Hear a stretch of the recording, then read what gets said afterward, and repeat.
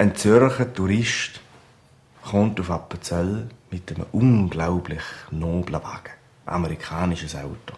Riesig. Und er sucht den Weg in Ahorn, wo wir dann noch hergehen. Bergrestaurant Ahorn. Und er sieht am Strassenrand ein kleines Bübli, das dort sitzt. Fährt an, lässt die Scheibe ab und sagt, wir können den Weg erklären. In Ahorn sagt das Bübli also, ob er Französisch kann, der Zürcher. Dann sagt er, natürlich. Also er hat doch Französisch gelernt, er hat ja höhere Schulen besucht, da können wir. Dann sagt das Bübli, dann sei es gut. Soll er einfach dieser Strasse noch weiterfahren. Der Zürcher fährt mit seinem dicken Klapp ab und nach etwa 2-3 Kilometer wird die Strasse alles schlechter. Zumal die Strasse fettig, er hackt am Seich raus, zmetzt am Lauch raus, alles verdreckt, fängt an zu spulen, hündisch und Fische, holt sich noch einen Bühlhammer an die Pfanne rein. Natürlich eine Riesenwut.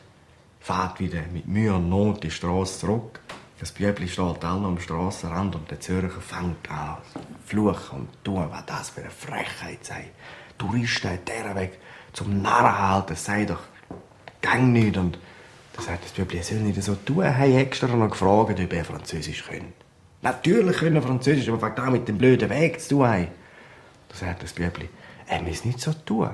Der Lehrer hat heute Morgen in der Schule gesagt, mit Französisch kommen wir überall durch. Ich habe einen Freund, einen Appenzeller, der gefragt wieso jetzt hier die Gofen alle hier mit den baren Füßen rumlaufen. Und dann sage ich, ja, sie kommen so auf die Welt. Ja. Ein Bubli ist im Dorf bekannt gewesen, dass er eigentlich eine schlechte Laune hatte, wenn er in die Schule gelaufen ist. Und da haben sich verschiedene Leute aufgelassen. Dass der Bub ja ein Lätschmech allmagen, das sei ja verrückt. Und irgendwann ist dann der Pfarrer zu dem Vater von dem Bub und hat gesagt, er soll mal mit ihm schwätzen. Also, das kann ja nicht sehen. Er sagt, der Alltag in dieser Lätsch. Hat dann der Vater mit dem Bub geschwätzt, mit lieben Grüßen vom Pfarrer. Am nächsten Morgen hat sich dann der Bub zusammengenommen und ist in die Schule gelaufen mit einer lästigen Freude. Läuft am meisten Nachbau vorbei, das ist gerade im Stall gesehen am Melken. Und da ruft er, «Ho, Manse, hä? Guten Morgen, wie haben Sie es?» Der Manse, ja, gut, ja. «Schummen Sie da am Köbel rein, hä?» Ja, ist gut, läuft. Der Manse denkt, was ist denn da mit dem Bub los? Das ist ja ganz verrückt. Läuft der Bub weiter und ein paar Meter weiter hinten, oder ein paar 100 Meter weiter hinten, ist der nächste Nachbau gerade neben so einem Bad am Mähen. Und dann ruft er, «Grüß Gott, Fässle, Nachbau, haben das Rechte? Schön, Wetter, alles tipptopp, haut's da!» Mehr sagen sie, «Haut's, hä?» Und der Fässle ist verklopft. Denkt, was ist denn mit dem Bub los? Der ist ja freundlich, wenn es auch kann. Dann ist er da weiter das Dorf durchgelaufen, am Friedhof vorbei und gerade ein Leichenzug, Beerdigung im Friedhof ab und der Bubli läuft und sieht jetzt mal den Pfarrer, hinten dran mit dem Sarg. Sagt er so, «Guten Morgen, Herr Pfarrer, haben Sie wieder eine Ladung?»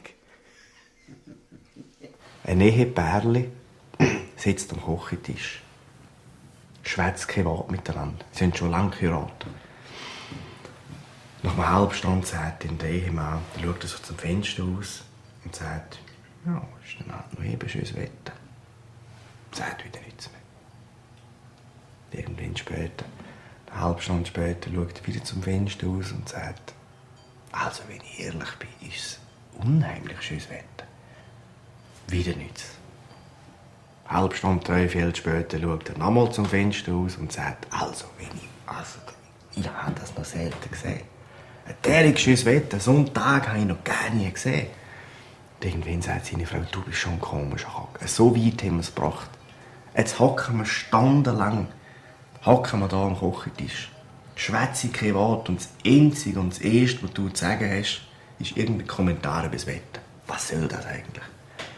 Dann sagt der Mann, ja weisst, du selber hast vor ein paar Jahren mal gesagt, eines schönen Tages wäre ich die verloren.